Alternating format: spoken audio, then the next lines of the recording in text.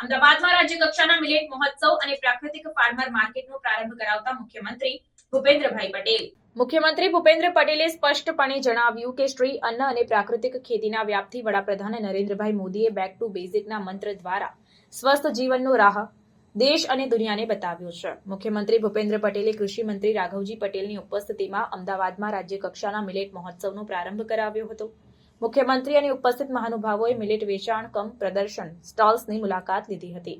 આ પ્રસંગે મુખ્યમંત્રીએ ગુજરાત રાજ્ય બીજ નિગમ લિમિટેડના અમદાવાદ જિલ્લાના 3 અને જામનગર જિલ્લાના 1 ગોડાઉન કોમ્પ્લેક્સનું લોકાર્પણ પણ કર્યું હતું. મુખ્યમંત્રી ભૂપેન્દ્ર પટેલે આ અવસરે કહ્યું કે વડાપ્રધાન નરેન્દ્રભાઈ મોદી લોકોને હંમેશા સ્વાસ્થ્ય માટે જાગૃત થવા પ્રેરણા આપે છે. તેમના વિઝનરી નેતૃત્વમાં જનતાની સુખાકારીને હંમેશા પ્રાધાન્ય અપાયું છે અને તેમના જનકલ્યાણલક્ષી અભિગમને સાર્થક કરતો આ કાર્યક્રમ છે.